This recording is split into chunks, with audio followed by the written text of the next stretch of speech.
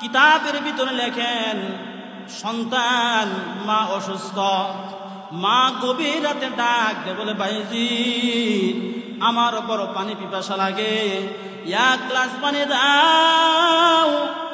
ভাইজি বালক সন্তান ঘরের কিনারায়, ঘরের ভিতরে পানি নাই, দূরে চলে গেলেন। দূর থেকে আসে দেখে মা ঘুমিয়ে আছে, আর ভাইজি সারা রাত শিওরে দাঁড়িয়ে আছে। চিন্তা করলেন, এখন যদি আমার মাকে ডাকি, মার ঘুম নষ্ট হবে, মার সাথে বেয়াদবি হয়ে যাবে। এ বন্ধু, ওই সন্তান সারা রাত শিওরে দাঁড়িয়ে রইলেন। ভোর রাতে মা আজান শুনে দেখে ভাইজি তার পাশে দাঁড়িয়ে রইলেন। ডাক দে বলে, ভাইজি তুমি কেন দাঁড়িয়ে রইলা? বলে, মা আপনি গভীর রাতে পানি চাইছেন, পানি দিতে পারি নাই, এসে দেখে আপনি ঘুমিয়ে গেছেন। আমি চিন্তা করলাম এখন আপনাকে ডাক দিলে আপনার ঘুম নষ্ট হবে। বন্ধুরে আমার, মার কলিজাটা ঠান্ডা হয়ে গেছে। মা যাই নামাজ ফেরে দোয়া করতেছে, আল্লাহ আমার এই সন্তানকে আপনি বড় আলেম, বড় বুজুর্গ বানায় দেন। বলেন সুবহানাল্লাহ। মায়ে যখন দোয়া করে চলে যাও আর আসবারে, সাথে সাথে কবুল হয়, ফল দেখিতে পাও। মায়ের দোয়া লও হে মুমিন, মায়ের দোয়া লও, মায়ের দোয়া লও হে মুমিন, মায়ের দোয়া লও। বিপদে পড়বে না তুমি যখন যেথায় যাও, বিপদে পড়বে না তুমি যখন যেথায় যাও। মায়ের দোয়া লও হে মুমিন, মায়ের দোয়া লও, মায়ের দোয়া লও হে মুমিন, মায়ের দোয়া লও। ছোট্ট শিশু বাইজিদেরই মতো সবাই হাও, মায়ের দোয়া লও হে মুমিন, মায়ের দোয়া লও। যাহা কিছু হও না কেনে, কিছুই না মায়ের দোয়া বিনে। ছোট্ট শিশু বাইজিদেরই মতো সবাই হাও, ছোট্ট শিশু বাইজিদেরই মতো সবাই হাও। মায়ের দোয়া লও হে মুমিন, মায়ের দোয়া লও, মায়ের দোয়া লও হে মুমিন, মায়ের দোয়া লও। বিপদে পড়বে না তুমি যখন যেথায় যাও, বিপদে পড়বে না তুমি যখন যেথায় যাও। মায়ের দোয়া লও হে মুমিন, মায়ের দোয়া লও। নিজে নিজে মনে করো টাকায় আমি হইলাম বড়, নিজে নিজে মনে করো টাকায় আমি হইলাম বড়। যার কারণে মৃত মুখে বেঈমান হয়ে যাও, যার কারণে মৃত মুখে বেঈমান হয়ে যাও। মায়ের দোয়া লও হে মুমিন, মায়ের দোয়া লও, মায়ের দোয়া লও হে মুমিন, মায়ের দোয়া লও। আল্লাহ তাআলা বলেন, মান আমিলা সালিহাম মিন যাকারিন আও উনসা وهو مؤمن فلنحيينه حياة طيبة।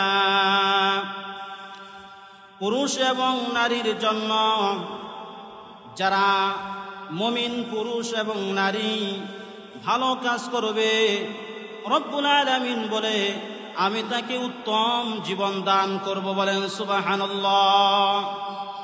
কিন্তু ভাইরা আমার, আমাদের সমাজের মা বোনেরা চিন্তা করে শুধু নামাজ পড়া, রোজা করা, এটা শুধু আমাদের কাজ, আর অন্য কোনো আমাদের কাজ নয়। কিন্তু ইতিহাসের পাতায় পড়লে দেখা যায় পুরুষের তুলনায় মহিলারা ইবাদতে অনেক গুণে গিয়েছিল, বলেন সুবহানাল্লাহ। রাবিয়া বুসরি রহমাতুল্লাহ আলাইহি, আম্মাদান খাদিজা রাদিয়াল্লাহু তাআলা আনহা, মা আয়েশা রাদিয়াল্লাহু তাআলা আনহা, বাইজিদ মুস্তামি রাদিয়াল্লাহু রাহমাতুল্লাহ আলাইহির মা, আব্দুল কাদের জিলানীর মা, ইয়ারা পুরুষ থেকে অধিক গুণে ইবাদতে আল্লাহর সন্তুষ্টে গিয়েছিল, বলেন সুবহানাল্লাহ। এজন্য আল্লাহর রাসূল বলেন, তলাবুল ইলমি ফারিদাতুন আলা কুল্লি মুসলিম, আমি নর এবং নারীর জন্য ইলমে দ্বীন শিক্ষা করা ফরজ করেছি, বলেন সুবহানাল্লাহ। শুধু তাই নয়, আপনার যদি দুইটা সন্তান থাকে, একটা ছেলে আর একটা মেয়ে, আর যদি আপনার সামর্থ্য থাকে একজনকে লেখাপড়া করানোর, তাহলে আমি বলবো আপনার মেয়েটাকে লেখাপড়া করান। কারণ একটা পুরুষকে যদি আপনি লেখাপড়া করান, শিক্ষিত করান, একটা পুরুষকে শিক্ষিত করা মানে হলো একজন ব্যক্তিকে শিক্ষিত করা, আর একজন মেয়েকে শিক্ষিত করার অর্থ হলো একটা জাতিকে শিক্ষিত করা, বলেন সুবহানাল্লাহ। এজন্য ভাইরা আমার, আল্লাহ রাব্বুল আলামিন বলেন, মান আমিলা সালিহাম মিন যাকারিন আও উনসা ওয়া হুয়া মুমিনুন ফালানুহইয়ান্নাহু হায়াতান তাইয়্যিবা। পুরুষ এবং নারীর জন্য ইবাদত করার দরজা খোলা আছে। যারা করবে তাদের জন্য আল্লাহ রাব্বুল আলামিন উত্তম জীবন দান করবেন। ভাইরা আমার, যদি মহিলার ভিতরে দ্বীনের জ্ঞান থাকে, ইলমের জ্ঞান থাকে, তাহলে একটা মহিলার দ্বারা পুরুষ সফলতার সর্বশিখরে পৌঁছতে পারে, পুরুষ সফল কাম হতে পারে। এই সফলতা আপনি অর্জন করতে পারেন আপনার স্ত্রীর মাধ্যমেও, আপনি একজন নেককার বিবির মাধ্যমে আপনি সফলতা অর্জন করতে পারেন, আপনার মেয়ের মাধ্যমে আপনি সফল কাম অর্জন করতে পারেন। একজন পুরুষ তার মেয়ের মাধ্যমেও, তার বোনের মাধ্যমেও সফল কাম অর্জন করতে পারেন। সফল কাম হতে হলে মা বোনদেরকে ইলমে দ্বীনের জ্ঞান তাদের ভিতর থাকতে হবে। ওই দ্বীনের জ্ঞান কোথায় পাওয়া যায়? স্কুল কলেজে ভার্সিটিতে পাওয়া যায় না। ওই যে দেখেন আপনার এলাকায় বিহার মন্ডল দেবিদ্বার এলাকার মুসলমান, আপনার এলাকার নুরানির হাফিজিয়া মাদ্রাসায় দেখেন আপনার ছোট ছোট সন্তানগুলো বাথরুমে যাওয়া কিভাবে যায় তাও শিখেছে, কিভাবে দোয়া পড়ে যায় তাও জানে, খানা খাবে কি দোয়া পড়ে খাবে তাও জানে, মসজিদে ঢুকবে কিভাবে কি দোয়া পড়ে ঢুকবে তাও জানে।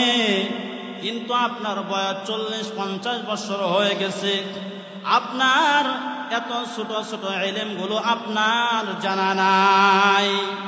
মুসলমান ইমানদার, ইলমে দ্বীন যদি আপনি শিক্ষা না করতে পারেন, আপনার সন্তানকে যদি না শেখানো হয়, তাহলে আপনি জেনে নেন আপনার কপালে জাহান্নাম ছাড়া আর কিছুই নাই, বলেন নাউযুবিল্লাহ।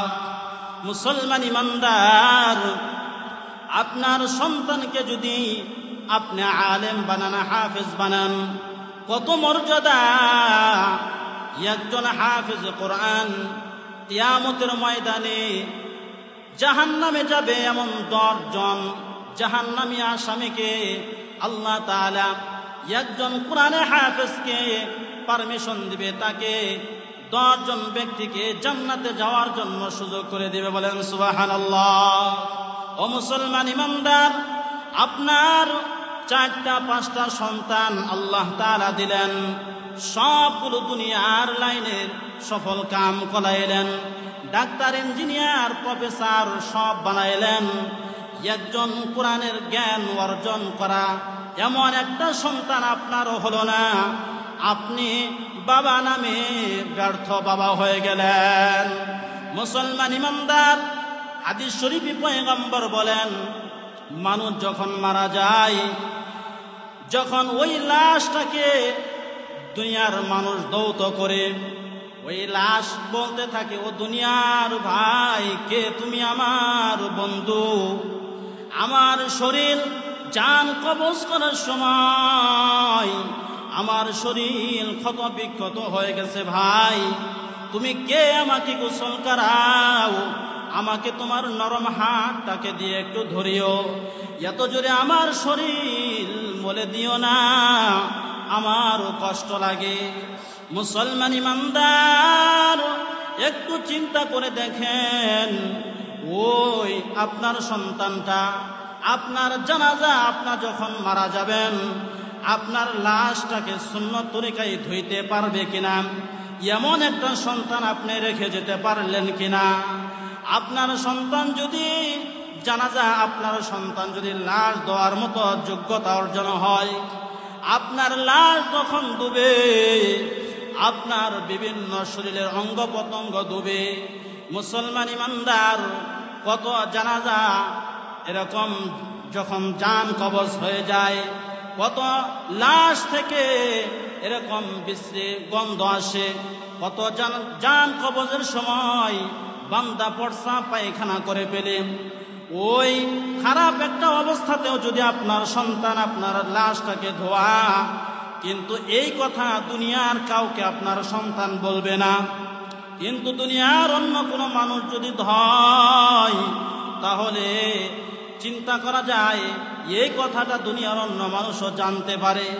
মুসলমান ইমানদার, আপনার সন্তান যদি মাদ্রাসার আলেম বানান, হাফেজ বানান, কিয়ামতের ময়দানে আপনি নাজাতের ওসিলায় হয়ে জান্নাতে যেতে পারবেন, বলেন সুবহানাল্লাহ।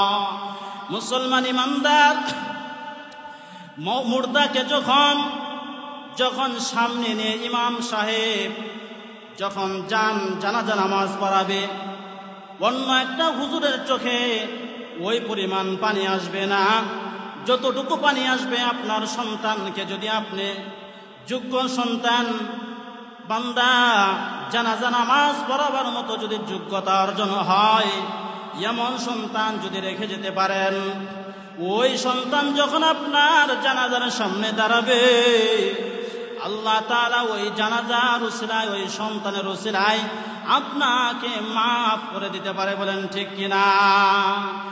একটি ছেলে আলেম যদি বানাও এ দুনিয়ায়, ইমাম একদিন হবে রে ভাই তোমার জানাজায়, ঠিক কিনা বলেন? একটি ছেলে আলেম যদি বানাও এ দুনিয়ায়, ইমাম একদিন হবে রে ভাই তোমার জানাজায়, এ উসিলাই করবেন ক্ষমা তোমায় রহমান, এ উসিলাই করবেন ক্ষমা তোমায় রহমান, ছেলে মেয়ে যাকে আল্লাহ করিয়াছে দান, ছেলে মেয়ে যাকে আল্লাহ করিয়াছে দান, এই দুনিয়ায় শিখাও তাকে হাদিস ও কুরআন, এই দুনিয়ায় শিখাও তাকে হাদিস ও কুরআন, না হয় তোমার কপালেতে আছে জাহান্নাম, না হয় তোমার কপালেতে আছে জাহান্নাম।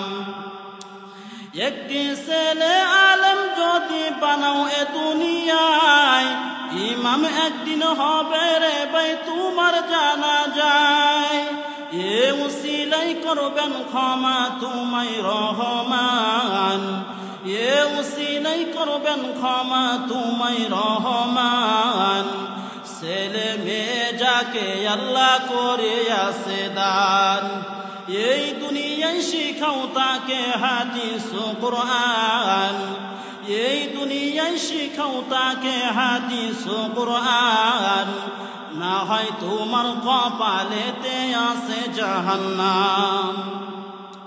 ইসলাম শিক্ষা ফরজ সে তো বলেছেন আমার নবী, মুসলিম হয়ে এমন কথা নাই মানো যদি, ইসলাম শিক্ষা ফরজ সে তো বলেছেন আমার নবী, মুসলিম হয়ে এমন কথা নাই মানো যদি, তবে লাভ কি হবে দাবি করে নামের মুসলমান, লাভ কি হবে দাবি করে নামের মুসলমান, ছেলে মেয়ে যাকে আল্লাহ করিয়াছে দান। শোনো শোনো শোনো ওহে মুমিন মুসলমান, শোনো শোনো শোনো ওহে মুমিন মুসলমান, ছেলে মেয়ে যাকে আল্লাহ করিয়াছে দান, ছেলে মেয়ে যাকে আল্লাহ করিয়াছে দান। এই দুনিয়ায় শিখাও তাকে হাদিস ও কুরআন, এই দুনিয়ায় শিখাও তাকে হাদিস ও কুরআন, না হয় তোমার কপালেতে আছে জাহান্নাম, না হয় তোমার কপালেতে আছে জাহান্নাম। মুসলমান ইমানদার বলতেছিলাম, একজন পুরুষ 4 জন মহিলার মাধ্যমে সফল কাম হতে পারে। 4 জন পুরুষ 4 জন মহিলার মাধ্যমে পুরুষ সফল কাম হতে পারে। হতে পারে সেটা তার মা, হতে পারে সেটা তার স্ত্রী, হতে পারে সেটা তার বোন, হতে পারে সেটা তার মা অথবা মেয়ে। বন্ধুগণ, আমাদের ইতিহাসের ভিতরে তাকায় দেখেন, বড় পীর আব্দুল কাদের জিলানী রহমাতুল্লাহ আলাইহি ছোটবেলা ওনার মা আব্দুল কাদের জিলানীকে মাদ্রাসায় ভর্তি করাবেন। আর ডাকতে বলে, ও বাচ্চা, ও আব্দুল কাদের, তুমি তো মাদ্রাসায় যাবা, তোমার পকেটে আমি কিছু টাকা দিয়ে দিলাম, এটা তুমি মাদ্রাসায় খরচ করবা। ওর সন্তান, খবরদার কোন সময় মিথ্যার আশ্রয় নেবা না। সন্তান এবার মাঠ থেকে বিদায় নিয়ে চলে যায় মাদ্রাসায়। প্রতিমধ্যে ডাকাতের দল ধরে, ডাকাতে সব ওই জামাতের ভিতরে সকলের ডাকাতি করে, ছিনতাই করে সব জিনিসপত্র নিয়ে নেয়। এবার ছোট্ট বালক আব্দুল কাদেরকে ডাক দিয়ে বলে, ও সন্তান, তোমার কাছেও কি কিছু আছে? বলে, হ্যাঁ, আমার কাছে টাকা আছে। এই ডাকাত তার ডাকাত সর্দারকে ডাক দিয়ে বলে, ও সর্দার, ছোট একটা বাচ্চা, এই বাচ্চাটা যদি মিথ্যা কথা বলতো তাহলে আমি ওই সন্তানকে সার্চ করতাম না। ও সর্দার, এই সন্তানটা কেন মিথ্যা কথা বললো না তার কাছে জিজ্ঞাসা করেন। ডাক দিয়ে বলে, ও সন্তান, তুমি কেন মিথ্যা কথা বললা না? ডাক দিয়ে বলে, ভাই, আমি মাদ্রাসায় লেখাপড়া করতে যাব। আমি যখন বাসা থেকে ফিরে আসি, মা আমাকে ডাক দিয়ে বলো, সন্তান, কোন সময় জীবন চলে গেলেও মিথ্যা কথা বলবা না। ও ভাই, আমার কাছে মার ওই উপদেশ আমার কাছে অনেক বড়, এজন্য আমি জীবন গেলেও আমি মিথ্যা কথা বলবো না। বলেন সুবহানাল্লাহ। মুসলমান ইমানদার চিন্তা করেন, ডাকাত চিন্তা করলো, হাই হাই, ছোট একটা সন্তান তার মার কথা কিভাবে পালন করে। তার মার কথার কারণে আজ সন্তান মিথ্যা কথা বলে না। আর আমরাও তো আল্লাহ তাআলার কাছে ওয়াদা করেছিলাম, আল্লাহ তাআলার কাছে ওয়াদা করেছি, আল্লাহ লা ইলাহা ইল্লাল্লাহু মুহাম্মাদুর রাসূলুল্লাহ। আমরাও তো একটা রশিতে আবদ্ধ হয়ে গেছি। আমরা কিভাবে আল্লাহর সাথে নাফরমানি করি।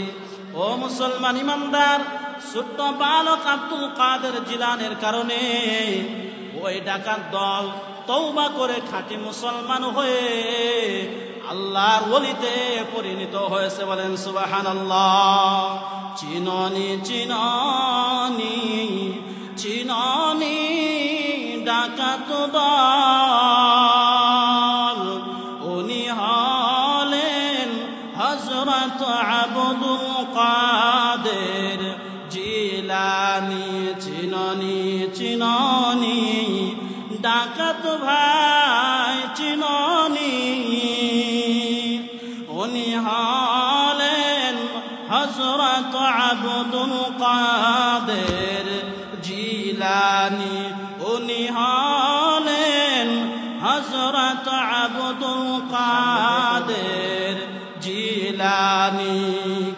মুসলমান ইমানদার, এজন্য বলতেছিলাম একজন মার উপদেশের কারণে সন্তান সফল কাম হয়েছে।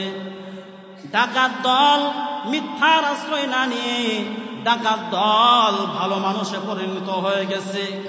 এভাবে বাইজিদ বুস্তামি রহমাতুল্লাহ আলাইহির দিকে তাকিয়ে দেখেন। বাইজিদ ছোট্ট বাচ্চা বালক, এতিম বাচ্চা, বাবা নাই। মা মাদ্রাসায় নিয়ে গেছেন। মাদ্রাসার হুজুরের কাছে যায় বলে, উস্তাদজি আপনার কাছে রেখে গেলাম, আমার এই সন্তান ইলমে দ্বীন থেকে যেন মাহরুম না হয়, আপনি তাকে ছুটি দিবেন না, বাড়িতে যেতে দিবেন না। ওই বাইজিদ বুস্তামি রহমাতুল্লাহ আলাইহি মাদ্রাসায় লেখাপড়া করে অনেক দিন হয়ে গেছে। বালক বাইজিদ উস্তাদকে ডাকতে বলে, হুজুর মার চেহারাটা বড় দেখতে মনে চায়, ও হুজুর আমাকে একটু সময় দেন, আমি একটু বাসায় যাব। ডাকতে বলে, উস্তাদ একটা শর্ত দিয়েছে যাতে বাচ্চা ছুটি নিয়ে বাড়িতে না যেতে পারে। উস্তাদ ডাকতে বলে, বাইজিদ তুমি যদি যেতে চাও তাহলে এতটুকু সবক তোমাকে মুখস্থ করে শোনাইতে হবে। ডেলি যতটুকু সময় সবক দেয় এর থেকে একটু বেশি সবক দিয়ে দিলেন। আর বাইজিদ মেধা আল্লাহ তাআলা বেশি দিয়েছেন, আর বাইজিদ অল্প সময়ের ভিতরে মুখস্থ করে ফেলেছে। বাইজিদকে হুজুর ছুটি দিয়ে দিলেন, বাসায় গেলেন। মা বাড়ির ভিতরে হুজুর করতেছেন, আর বাইজিদ ঘরের দরজায় কড়া নাড়াচ্ছেন। ডাকতে বলে, কে কড়া নাড়াও? বলে, আমি বাইজিদ। মা ডাকতে বলে, আমারও একটা সন্তান আছে বাইজিদ, আমি তাকে মাদ্রাসায় ভর্তি করাইছি। বাইজিদ তিনি চিন্তা করলেন, আমি তো মাদ্রাসায়, আমার মা আমাকে দেখতে চাই না, আমার মা দেখতে চাই যেন আমি মাদ্রাসায় থাকি, ঠিক কিনা বলেন? এই সন্তান এরপর ওই বাড়ি থেকে মাদ্রাসায় চলে আসলেন। মাদ্রাসায় এসে ওই ব্যক্তি আল্লাহর ওলি হয়ে গেলেন, বলেন সুবহানাল্লাহ। বড় আলেম হয়ে এরপরে বাড়িতে ফিরেছেন। এ বন্ধুরা আমার, ও সন্তানের মা বাবা, ওই বাইজিদ কেমন করে আল্লাহর ওলি হয়ে গেলেন, এত বড় আলেম হলেন, বুজুর্গ হলেন। বন্ধুরা আমার, কিতাবের ভিতরে লেখেন, সন্তান মা অসুস্থ, মা গভীর রাতে ডাক দে বলে, বাইজিদ আমার বড় পানি পিপাসা লাগে, এক গ্লাস পানি দাও। বাইজিদ বালক সন্তান, ঘরের কিনারায়, ঘরের ভিতরে পানি নাই, দূরে চলে গেলেন। দূর থেকে আসে দেখে মা ঘুমিয়ে আছে, আর বাইজিদ সারা রাত শিওরে দাঁড়িয়ে আছে। চিন্তা করলেন, এখন যদি আমার মাকে ডাকি মার ঘুম নষ্ট হবে, মার সাথে বেয়াদবি হয়ে যাবে। এ বন্ধু, ওই সন্তান সারা রাত শিওরে দাঁড়িয়ে রইলেন। ভোর রাতে মা আজান শুনে দেখে বাইজিদ তার পাশে দাঁড়িয়ে রইলেন। ডাক দে বলে, বাইজিদ তুমি কেন দাঁড়িয়ে রইলা?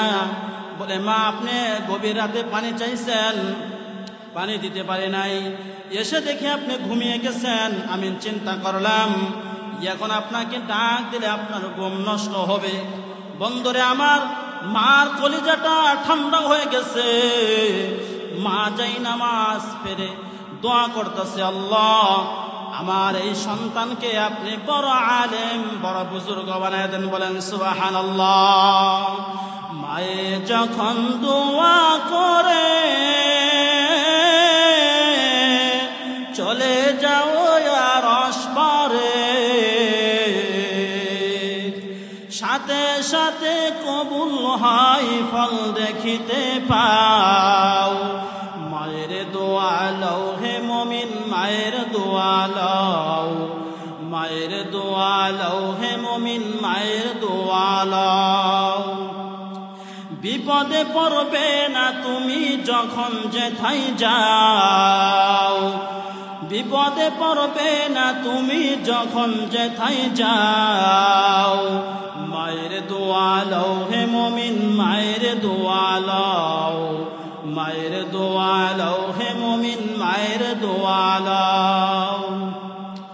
ছোট্ট শিশু বাইজিদেরই মতো সবাই হও, মায়ের দোয়া লও হে মুমিন, মায়ের দোয়া লও। যাহা কিছু হও না কেন, কিছুই না মায়ের দোয়া বিনে। ছোট্ট শিশু বাইজিদেরই মতো সবাই হও, ছোট্ট শিশু বাইজিদেরই মতো সবাই হও। মায়ের দোয়া লও হে মুমিন, মায়ের দোয়া লও, মায়ের দোয়া লও হে মুমিন, মায়ের দোয়া লও। বিপদে পড়বে না তুমি যখন যেথায় যাও, বিপদে পড়বে না তুমি যখন যেথায় যাও। মায়ের দোয়া লও হে মুমিন, মায়ের দোয়া লও। নিজে নিজে মনে করো টাকায় আমি হইলাম বড়, নিজে নিজে মনে করো টাকায় আমি হইলাম বড়। যার কারণে মৃত্যু মুখে বেঈমান হয়ে যাও, যার কারণে মৃত্যু মুখে বেঈমান হয়ে যাও। মায়ের দোয়া লও হে মুমিন, মায়ের দোয়া লও, মায়ের দোয়া লও হে মুমিন, মায়ের দোয়া লও। বলতেছিলাম এজন্য আপনার সন্তানকে ইলমে দ্বীন শিক্ষা করাইতে হবে। আল্লাহ রাব্বুল আলামিন বলেন, ও বান্দা, মান আমিলা সালিহাম মিন যাকারিন আও উনসা ওয়া হুয়া মুমিনুন ফালানুহইয়ান্নাহু হায়াতান তাইয়্যিবা। হে মুমিন পুরুষ, হে মুমিন নারী, তোমরা যদি ভালো কাজ করতে পারো আমি আল্লাহ তোমাদেরকে উত্তম জীবন দান করব। বলেন সুবহানাল্লাহ। পয়গম্বর বলেন, তলাবুল ইলমি ফরিদাতুন আলা কুল্লি মুসলিম। প্রত্যেকটা নর এবং নারীর জন্য ইলমে দ্বীন শিক্ষা করা ফরজ। বন্ধুরে আমার, কতটুকু ইলম অর্জন করা ফরজ? আপনি ব্যবসা করবেন, কোন তরিকায় ব্যবসা করলে হালাল হবে, ব্যবসার সব জ্ঞান অর্জন করা আপনার জন্য ফরজ। আপনি হজ করবেন, হজের কি কি নিয়ম পদ্ধতি আছে, হজের মাসলা মাসাইল শিক্ষা করা ফরজ। এতটুকু আপনার জন্য শিক্ষা করা অবশ্যই ফরজ হবে। বন্ধুগণ, এজন্য প্রত্যেকটা সেক্টরে আপনি যে যে কাজ করেন না কেন, ওই কাজের ভিতরে পয়গম্বরের তরিকা আছে, আল্লাহ তাআলার হুকুম আছে। আল্লাহর হাবিব বলেন, বান্দা উম্মত, তুমি যদি ইলমে দ্বীন শিক্ষা করে দুনিয়ার কাজগুলো করতে পারো, এই কাজগুলো কেউ সওয়াবের পাল্লায় ওজন দিয়ে তোমাকে জান্নাতের মেহমান বানিয়ে দেওয়া হবে। বলেন সুবহানাল্লাহ। আশরাফ আলী থানভী রাহমাতুল্লাহি আলাইহি কিতাবের ভিতরে লেখেন, ইলমে দ্বীন শিক্ষা করা কত বড় গুরুত্বপূর্ণ ফরজ। আল্লাহর এক বুজুর্গ বান্দা জঙ্গলায় চলে গেছে দিন ছেড়ে। বন্ধুরে আমার, সংসার ছেড়ে, ছেলে মেয়ে ছেড়ে, সব কিছু ছেড়ে জঙ্গলায় চলে গেছে। 40 বছর ধরে আল্লাহর বান্দা জঙ্গলার ভিতরে ইবাদত করে। এই 40 বছর পর আরেক আল্লাহর বান্দা বিবি বাল বাচ্চা সব কিছু ছেড়ে জঙ্গলায় চলে গেছে মাওলার পাগল হয়ে। যে দেখে এই বান্দা ইবাদত করে, কিন্তু তার অদ্ভুত চেহারা। কি চেহারা হয়ে গেছে? বলে এক চক্ষু বন্ধ করে রাখছে, আরেক কান বন্ধ করে রাখছে। এই আল্লাহর বান্দা ডাক দে বলে, ভাই আপনি তো ইবাদত করেন ঠিক আছে, তবে আপনার একটা চোখ কেন বন্ধ, আরেকটা কান কেন আপনার বন্ধ? বলে, ভাই আমি চিন্তা করলাম আমি এই জঙ্গলার ভিতরে আল্লাহর ইবাদত করার জন্য আসছি, আমার একটা চোখ দিয়েও আমি আল্লাহর সব কিছু দেখতে পাই, আমি একটা কান দিয়েও আমি সব কিছু শুনতে পাই, ও ভাই, আমি এজন্য একটা চোখ বন্ধ করে রাখলাম, একটা কান বন্ধ করে রাখছি। ওই আল্লাহর বান্দা ডাকতে বলে, হাই হাই, তোমার 40 বছরের ইবাদত কবুল হয় নাই। বলেন নাউজুবিল্লাহ। আল্লাহর বান্দা পেরেশান হয়ে গেল, কি ব্যাপার, কি জন্য ভাই আমার ইবাদত কবুল হয় নাই? বলে, ভাই তুমি জানো না ওযু করা ফরজ, তোমার ওযুর ভিতরে ফরজ আদায় করতে হয়। আর ওই একটা ফরজ হলো সমস্ত মুখ ধোয়া। তুমি যখন চোখটাকে বন্ধ করে রাখছ, তোমার ওই ফরজ আদায় হয় নাই, যে কারণে তোমার ওযু হয় নাই, এজন্য তোমার নামাজ হয় নাই, অন্যান্য ইবাদতগুলো হয় নাই। এজন্য ভাইরা আমার, অনেক সতর্কতা অবলম্বন করে ইলমে দ্বীন শিক্ষা করতে হবে। ইলমে দ্বীন শিক্ষা এত গুরুত্ব, এজন্য এই ঘটনা থেকে বোঝা যায়, যদি আপনি ইলমে দ্বীন শিক্ষা না করতে পারেন, আল্লাহ পর্যন্ত আপনি পৌঁছা সম্ভব না, বিবিবাল বাচ্চা সব কিছু ছেড়েও। আর মুসলমান ইমানদার, আর যদি আপনি নবীর তরিকায় আল্লাহর হুকুম মোতাবেক সব কিছু মানেন, তাহলে দুনিয়ার সমস্ত কাজ করবেন, আল্লাহ সব কাজের ভিতরে নেকি লিখে দিবে। বলেন সুবহানাল্লাহ। ঘুমানোর সময় ওযু অবস্থায় যদি বান্দা ঘুমায়, দোয়াটা পরে যদি ঘুমায়, তাহলে আল্লাহর রাসূল বলেন, বান্দা শোনা, যদি তুমি ওযু অবস্থায় ঘুমাও আর এশার নামাজটা পড়ে যদি তুমি ঘুমাও, আবার যদি ফজরের নামাজ জামাতের সহিত আদায় করো, তাহলে তুমি সারা রাত নফল নামাজ পড়ার সওয়াব আল্লাহ তোমার ইবাদতে দিবে। বলেন সুবহানাল্লাহ। ও বান্দা, ইলমে দ্বীন জানা অবস্থায় যদি বান্দা তুমি যদি ইবাদত করতে পারো, আর যদি বান্দা ওই মুহররম মাস চলতেছে, এই মুহররমের যদি একটা দুইটা রোজা যদি করতে পারো, রব্বুল আলামিন তোমাকে 1 বছরের সওয়াব দিবে। বলেন সুবহানাল্লাহ।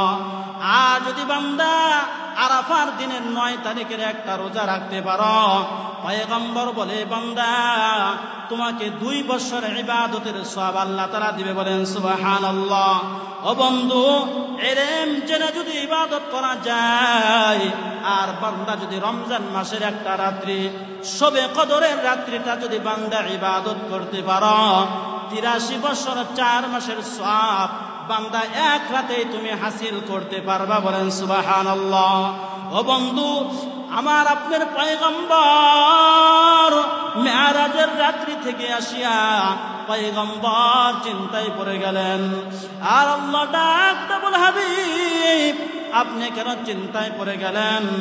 ডাকতে বলে, আল্লাহ, অন্যান্য নবীর হায়াত ছিল অনেক বেশি, উম্মতের হায়াত ছিল অনেক বেশি, তারা বেশি হায়াতে বেশি নেকি অর্জন করেছে, আর আমার উম্মতের হায়াত মাত্র 70 বছর। আল্লাহ, এত ছোট হায়াত পেয়ে আমার উম্মত কি করে ইবাদত করবে?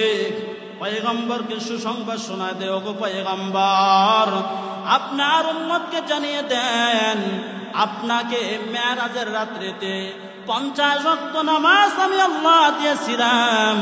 ও গো পয়গম্বর, আপনার উম্মত যদি দৈনিক 5 ওয়াক্ত নামাজ আদায় করে, আমি আল্লাহ খুশি হইয়া 50 রাকাতের সওয়াব দেব। বলেন সুবহানাল্লাহ।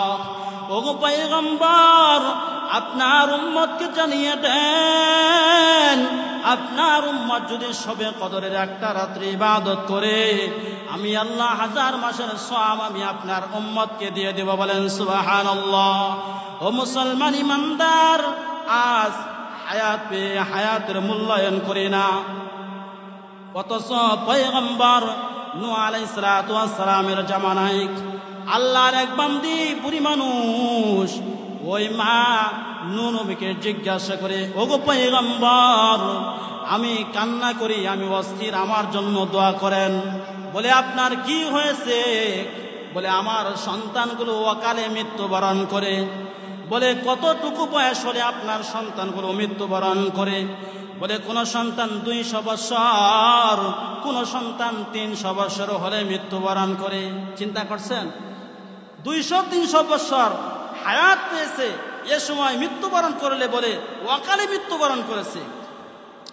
আল্লাহর নবী নূহ আলাইহিস সালাতু ওয়াস সালাম ডাক দিয়ে বলে, মা তুমি শুনে নাও, এমন একটা জামানা আসবে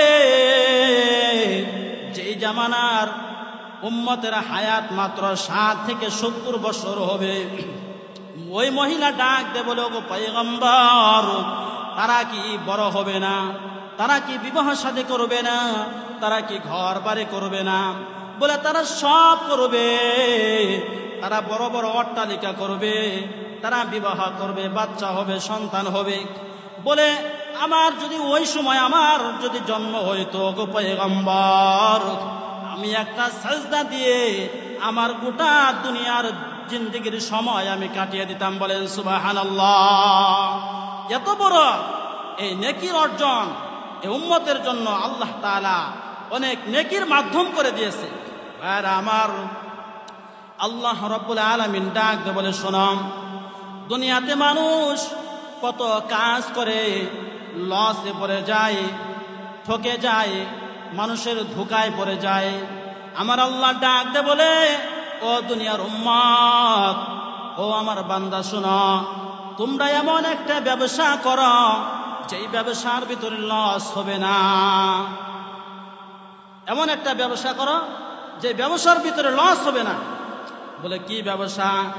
আল্লাহ রাব্বুল আলামিন ডাক দিয়ে বলেন, ইন্নাল্লাযীনা ইয়াতলুনা কিতাবাল্লাহি ওয়া আকামুস সালাতা ওয়া আনফাকু মিম্মা রাযাকনাহুম ওয়া আলা সিররান ওয়া আলানিয়াতান ইয়ারজুনা তিজারাতান লান তাবুর। বলে 1 নাম্বার ব্যবসার নাম হলো ইন্নাল্লাযীনা ইয়াতলুনাল কিতাব, আল্লাহ রাব্বুল আলামিনের কিতাব তুমি তেলাওয়াত করো, কোরআন তুমি তেলাওয়াত করো। এই কোরআন তেলাওয়াত যদি তুমি করতে পারো, তুমি এমন একটা ব্যবসা করলা, তুমি আল্লাহর সাথে এমন একটা ব্যবসা করলা যে ব্যবসার মাধ্যমে তুমি আল্লাহর নৈকট্য অর্জন করলা, বিনিময়ে তুমি সফল কাম হয়ে গেলা। বলেন সুবহানাল্লাহ।